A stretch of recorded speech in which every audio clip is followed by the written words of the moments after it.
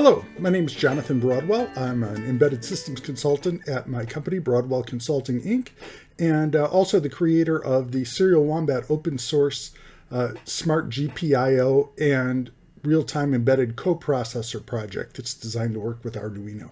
And if you'll forgive the lack of humility, I'm really good at doing multiple things at once with a microcontroller. I thought I'd make this video because a question which comes up a fair amount on the various Arduino forums popped up, and it was a particularly interesting application. So I thought, let's put together a video and try to help this guy out and do that.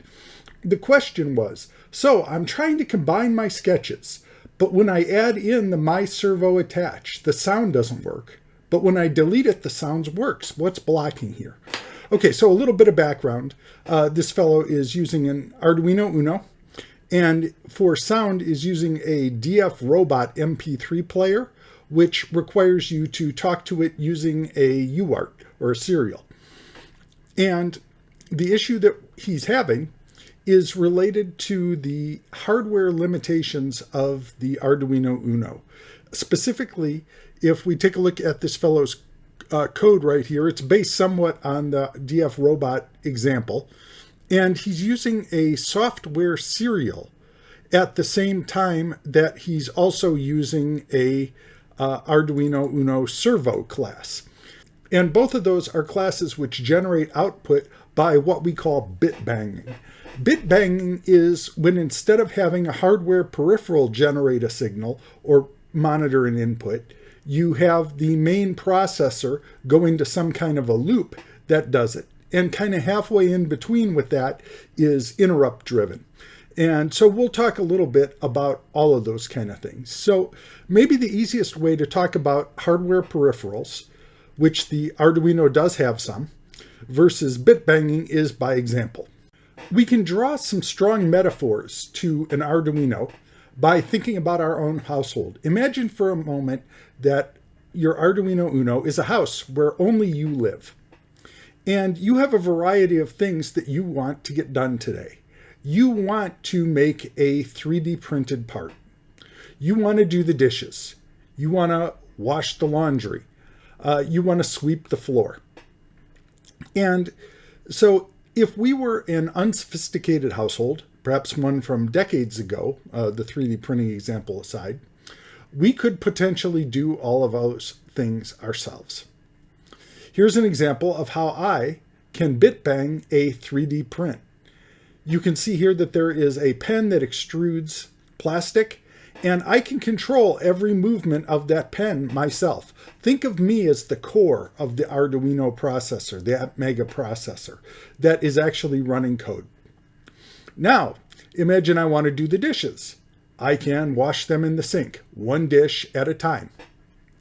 Suppose that I want to do laundry. I can take them out in the backyard and wash them one at a time using a bucket of water and the washboard, as if it's, the late 1800s, early 1900s. And finally, I can dry them by putting them up on a clothesline. Now that all that's done, I can come in, grab my broom, and sweep the house. For each of those things, I will only be able to do one thing at once. It's not practical for me to do laundry and wash the dishes at the same time. That's where hardware peripherals come in. Hardware peripherals most typically are things that you set up, they do their job, and then perhaps they tell you they're finished. That's called an interrupt. Perhaps they don't. In some cases, you set them up and you check back in with them periodically. That's called polling, to look at, is it done yet? Is it done yet? Is it done yet? Or they may generate an interrupt that makes me stop what I'm doing, go service them, and come back. So, and the amount of polling or interrupts that's required depends on the sophistication of the hardware peripherals that are available. For instance, suppose we wanted to send a string of data out. The hardest way to do that is to BitBang it. Literally, we're going to take this output. Let's take a look real quick at this asynchronous data. On the screen right here is what UART output looks like. And it's a signal that goes high and low, in this case, 9,600 times per second. And if I am the Arduino and I'm BitBanging that output, I am literally counting down 5, 4, 3, 2, 1. Should I put out a 1 or a 0? Okay, 0. 5, 4, 3, 2, 1. Should I put out a 1 or a 0? 1. 5, 4, 3, 2, 1. Should I be putting out a 1 or a 0? 1. And I have to do that over and over and over again. And it's important that I hit my deadlines. If I wait too long before I throw that switch, whoever's on the other side receiving that data is going to get wrong data. So imagine for a moment that I'm in the process, through my household chores, of generating high and low bits. Now the doorbell rings with a delivery I have to sign for. I stop generating those things, go to the door, sign, come back, start generating them. But the whole time that I was gone, that output stayed in whatever state it was in. And the person on the other end of that line sampled that thing, assuming that I was still there flipping the switch, and I wasn't. So that's an example of how BitBanging can go wrong. It works great as long as my focus is 100% on whatever it is I'm doing. But the moment I get an interrupt or have to go do something else where my attention gets distracted, the BitBanging breaks down. So let's talk a minute about what peripherals are. A peripheral is a piece of logic built into the chip. And there's usually a finite number of them. Sometimes they only work with certain pins. In the case of the Arduino Uno, we can generate hardware output on the TX and RX pins. Only those pins are connected up to the peripheral. So what is a peripheral? A peripheral is something where you set it up and it does its job and you can walk away. So instead of me washing clothes on my washboard, I can put them into my washing machine. I still have to set it up. I got to put the clothes in. I got to add the soap. I got to push the start button. But then I don't have to come back until the clothes are clean. Same with a byte that we output over the peripheral. We put the byte into the UART generator and it automatically times out all the bits, during which I can be doing something else. And as fantastic as the washing machine is, it's a relatively stupid device. Unlike our microcontroller core, or me as a human, it can't make a bunch of decisions. It can't solve arbitrary problems. And much like peripherals that are tied to certain pins on a device, I can only use my washing machine in the laundry room because that's the only place that has power, water, and sewer to work together where I can effectively plug that thing in. I can't take my washing machine, put it in my bedroom, and use it. Similarly, many peripherals on a microcontroller are stuck to certain pins, as the TX-RX pins are. Similarly, if I have a Roomba robot, I can set that guy up, tell him clean the house periodically, and he will do that. I still have to come back periodically and empty his trash filter, clean him out. So it's not like it's totally without work. But for the most part, I can configure the house to be clean, come back, service it periodically, and the stuff in between gets taken care of for me. Similarly, washing dishes, I have a washing machine. And finally, instead of manually creating a 3D printed part with that pen that we looked at before, I can load the entire thing into my 3D printing peripheral and say, okay, here are all the things you need to do, go do it. And then if it was really sophisticated, I might get an interrupt. Maybe it sends me a text message saying your 3D print is done. So my phone goes off, I look at it and I say, oh, that's an interrupt. I'm going to stop working on whatever else it was I was doing and go check on the 3D printer, maybe load another 3D print so I can print something else. Then I'll go back to whatever I was working on before. So if I have a house that has multiple peripherals, my washing machine, my 3D printer, my Roomba robot, my dishwasher, I can do a lot more things at the same time than if I have a house that has no peripherals and I have to sweep the floor and manually wash the dishes and manually wash the clothes and manually build my 3D part. Let's take a look real quick at the underlying code that happens in the Arduino Uno. And it's important to note that every chip that you work on, an ESP, a SAM21D, the Atmel parts, the Nordic semiconductor parts, all the different microcontrollers that can potentially run Arduino code, all may implement these low-level libraries differently to take advantage of the peripherals they have available. So we're going to talk about two things that we want to have happen at the same time, all of which have to be 100% right. We already talked about the UART. The UART has to put its bits out at the right time in order to get a message that makes sense. If it gets distracted and doesn't switch fast enough, the message that comes out will be garbage. Similarly, a servo has to generate a pulse of a given length every 20 milliseconds. The 20 millisecond part can vary a little bit. You know, if it's 18 or 22 or 23, that's okay. If the length varies from about 500 microseconds, which means all the way to one side, to 2,500 microseconds, which means all the way to the other. If that length varies, we're going to see that thing twitch. So underneath the libraries, both the SoftwareSerial and the Servo rely on interrupts. On a more sophisticated chip, the Serial Wombat 4B chip that I sell as an I/O expander is one of these examples. You would actually have a hardware peripheral that generates those on a regular basis. But the software Servo and the SoftwareSerial that are in Arduino don't. So let's take a look at the code real quick for the Servo. This is what runs underneath when you instantiate a Servo. And we come in here and what we see is handle interrupts for a timer. What that means is that within the Arduino, you have a timer that's going off frequently, you know, many times, many thousands of times per second. And every time that thing goes off, it goes to look to see, do I need to update the servo output? Do I need to update the servo output? Do I need to update the servo output? And we can see in the code right here, it's just doing a digital write. It's setting that thing high or low on various timers.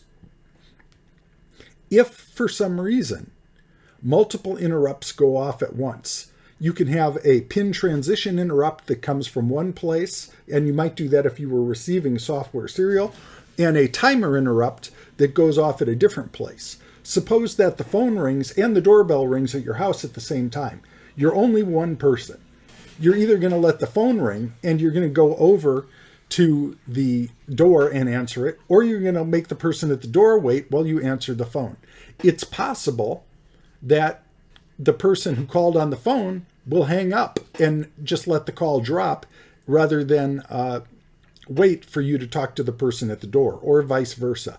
That's an example. And embedded systems, when we get below the Arduino level, you actually set priorities potentially for those things. Which one do you want to handle if they both need attention at the same time? So we can get in a situation where both the SoftwareSerial and the Servo want the processor's attention at the same time. The phone is ringing at the same time that the doorbell rings. And so at that point, one of those things is going to suffer. In the case of the user's code that we saw in the Facebook example, they had their sound stopped working, which is indicative that they had problems with the UART. All right, now let's pop the hood on the SoftwareSerial class.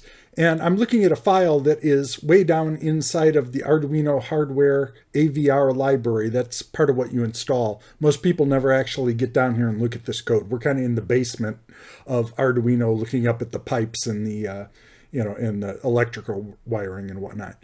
So inside SoftwareSerial, one of the most important functions is write. That's what actually sends a byte over the UART. And if we look at that, it does a variety of stuff. But the most important write here is write each of the 8 bits. And you can see that it's actually messing with the bits at the register level. It does that to speed things up and to make it predictable. And it's calling this function tuned delay, which means essentially we are in a busy wait loop, exactly like I talked about earlier, counting 1, 2, 3, 4, 5, or whatever the appropriate delay is before we flip the bit or don't, depending on the incoming data. So what is tuned delay?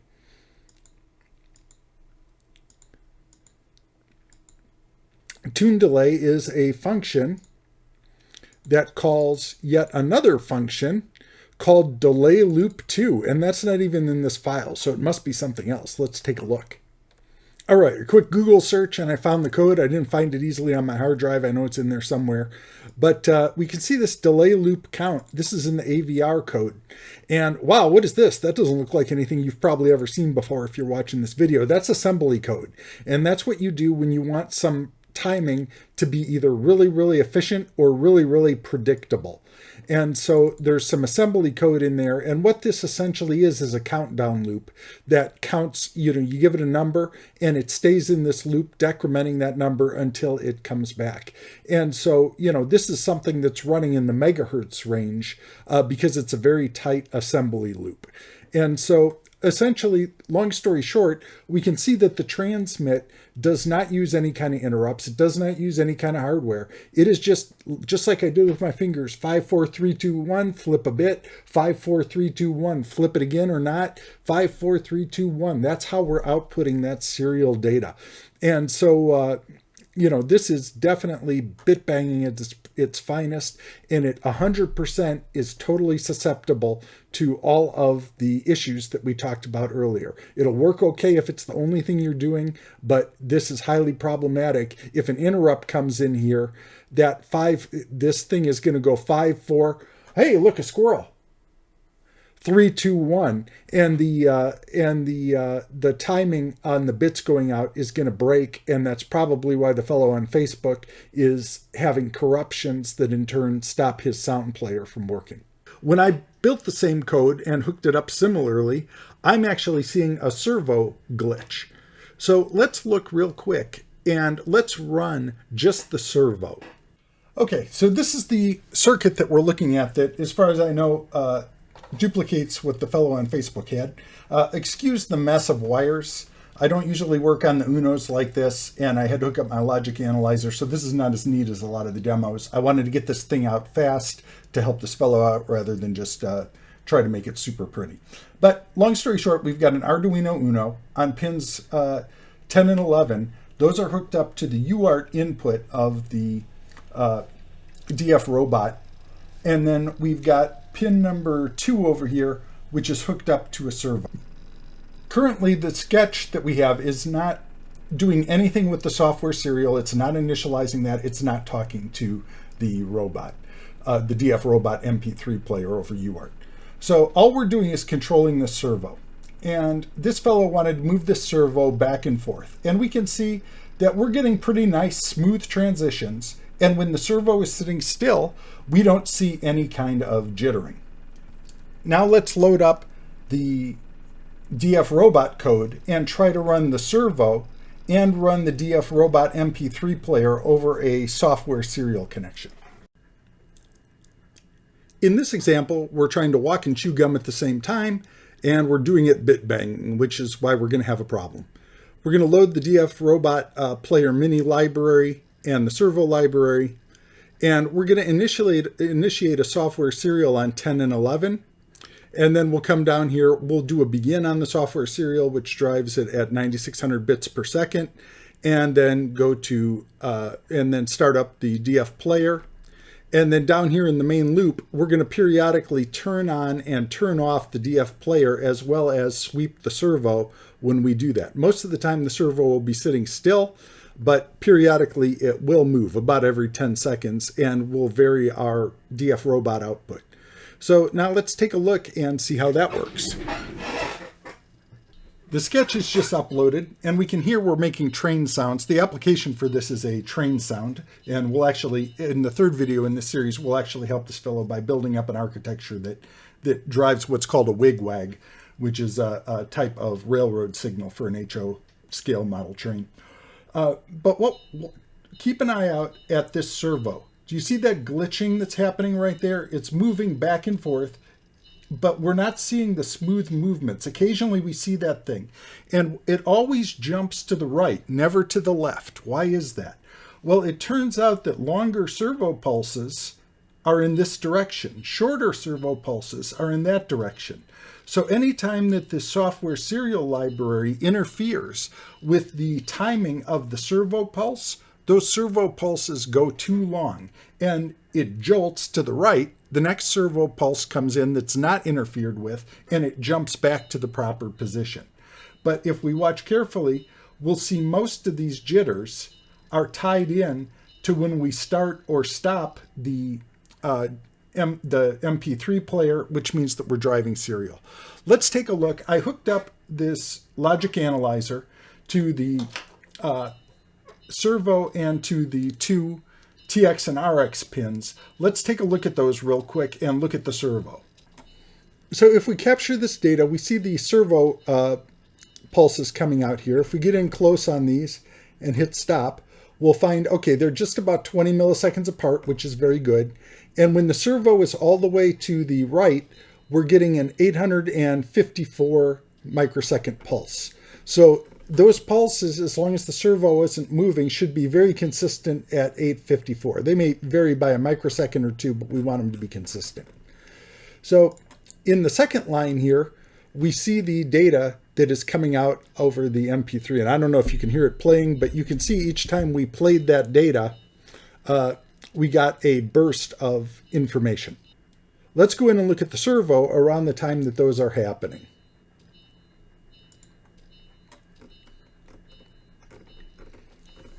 We come in here, we see an 854, we see a 1.048. So we jumped about 200 microseconds during that servo, during that pulse. And it's a result of us trying to do two things at once. We're trying to clock out this data and we're trying to clock out a servo pulse. They're both driven bit-banged by the software. The doorbell and the phone have rang at the same time. And the software, because of the order in which it was initialized, decided that it was going to take care of the UART and let the servo wait a little while. This stayed high too long, and that generates the glitch that we saw in the servo. There is not a great way to get around this on the Arduino. We could potentially use the hardware serial to output to the MP3 player, but then you lose your ability to talk to the PC and monitor what's going on. That's not great because there's not a lot of other good debug options in the Arduino Uno. So we're going to need some other kind of solution to get past this. How do we hardware generate a servo pulse and hardware generate UARTs at the same time? And I'm very biased to the solution on that because I developed one specifically for this purpose. It's called the Serial Wombat firmware, and it's designed to offload these kind of tasks from your Arduino to a separate microcontroller. That controller runs firmware that you don't change. You simply send it commands as if it was, any other I2 device. So we'll take a look at converting this to use the Serial Wombat chip, the 4B chip, which is a little 8-pin DIP available on Amazon, in the next video. And one interesting side note is that there are some chips that have parts that are kind of halfway in between being bit-banged and peripheral.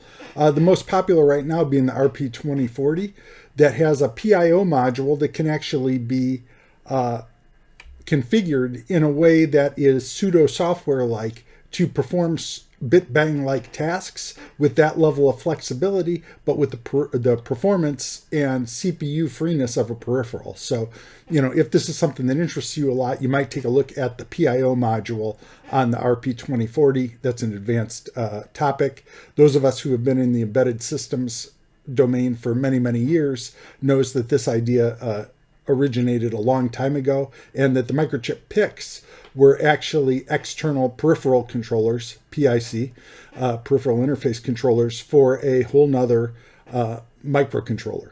So, and then in the 90s, then Freescale took that concept and embedded it into what was for a long time some of the most popular automotive CPUs that had the TPU module, and later TPU3, eTPU, things like that, that have also a very interesting history of pseudo bit-banged software on embedded systems chips. So anyway, that's a minor diversion from this discussion, but it's something I like thinking about.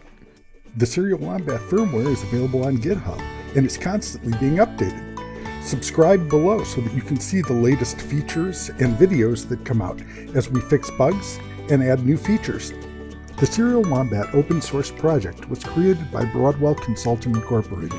Broadwell Consulting Incorporated provides help developing medical devices with a focus on developing embedded firmware which is compliant with IEC 62304, ISO 14971, and ISO 13485, as well as remediation assistance for products already in production.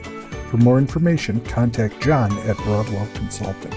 Support requests for Serial Wombat should be sent to help@serialwombat.com and will be answered on an as-available basis. Also, feel free to leave your question in the comments below.